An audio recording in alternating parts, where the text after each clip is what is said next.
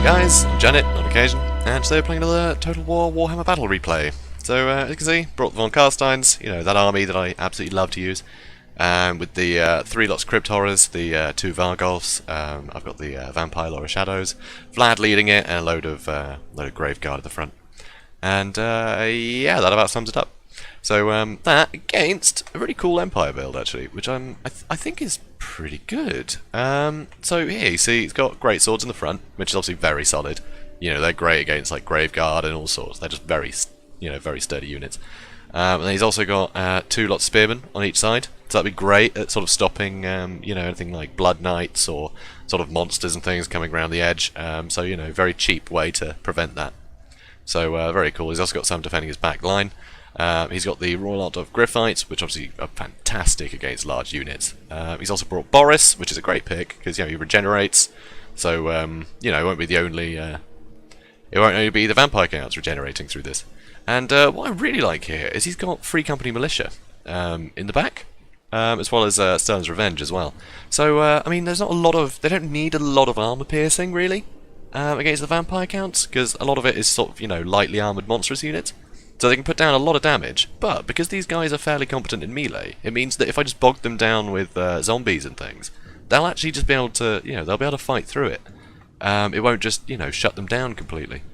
So I think that's a really good call actually. I'd be really interested to see how, how this works, sort of 9 times out of 10. So yeah, it'd be really good to see how that goes. So yeah, also Amber Wizard as well. So he's got Flock of Doom and I think a couple of other spells. But Flock of Doom I think is really good against vampire counts generally, because vampire counts tend to blob up. And also von Carsteins, obviously. So speed this up a bit. So yeah, straight away I noticed the Gryphites, so I don't want to keep my Vargolfs, I don't want them going on a little mission on their own, because the Gryphites will shut them down really quickly. So, seeing all the ranged units, I decided that I actually just want to try and punch through his lines and use these guys to disrupt in the back.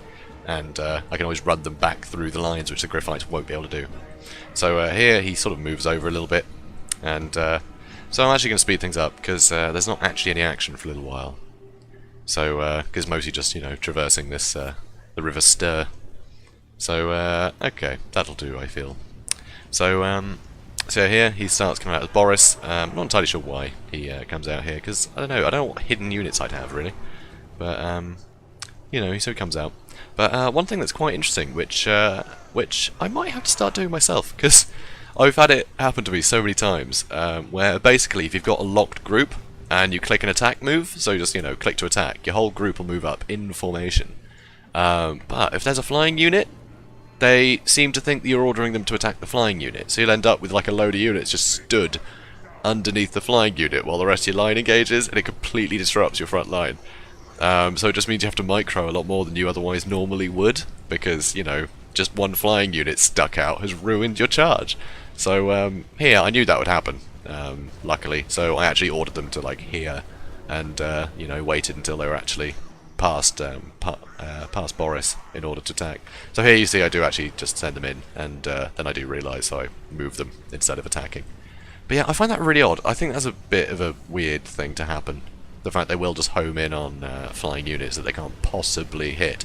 And yeah, they'll just stop moving. It's very silly. So there you go, you can see I moved in. But yeah, it's very odd. So here he's got the Gryphites over that way, so I keep the Vargolfs over this way. So, pretty standard. So he starts trying to move his spearmen out around to flank a bit, which makes sense, because, he has plenty of spare units. So, but me, I just want to punch straight through the middle. And that's what I go and do. So I move the Vargolfs out. So, yeah, almost past Boris, almost ready to actually attack. But you can see, these Free Company, they start doing a lot of damage to this Vargolf very quickly. I mean, look at that, it's crazy. So, yeah, charge straight through his lines and straight into his Free Company Militia. See, Flock of Doom's gone down, is doing a lot of damage to my guys, well, cumulatively. But I will be healing up as this is going on. But you can see the amount of damage that Vargolf has taken, it's just unreal. So he's Invocation to Heck on him, because it's keeping a lot of their guys wrapped up for a lot longer. He starts trying to pull out some more of his Free Company a bit further back, so they don't get caught up.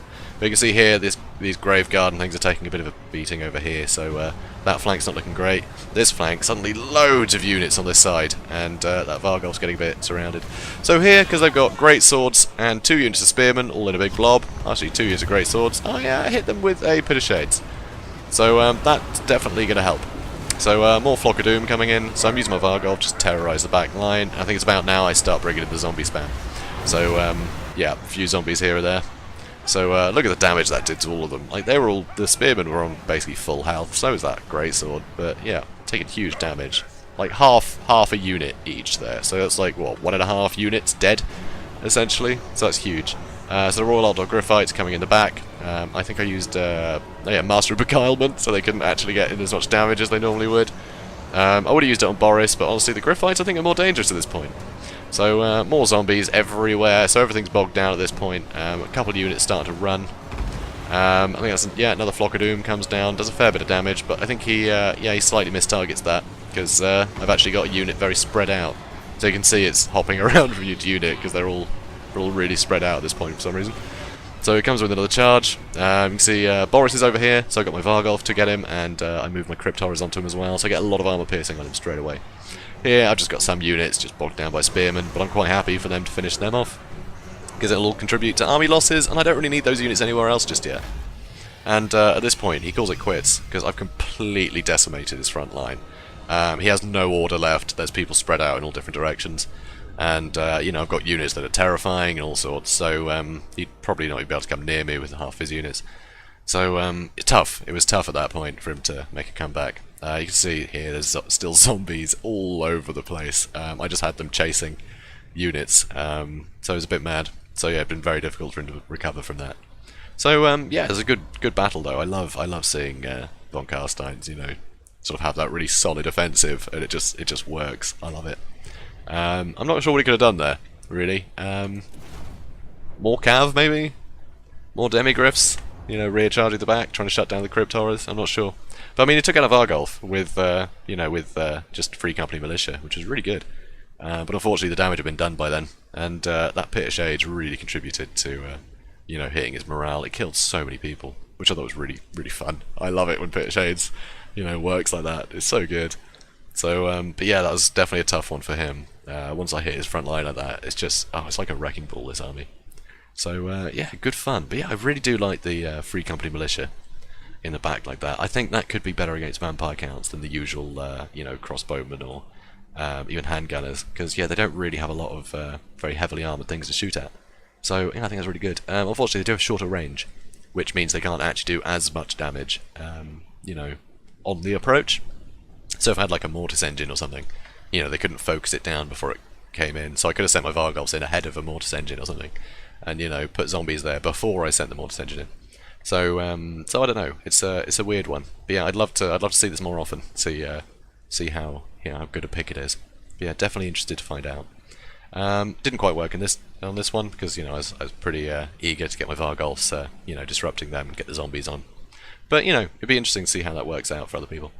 But yeah, so yeah, well played, Bricket. Really cool build. I really do like this one. And, you know, it didn't work out here, but I think it's a really cool build. I really like that. So, yeah, thanks for watching, everybody. If you enjoyed this video, comment, like, and subscribe, and I'll see you in the next one. Have a good day, everybody.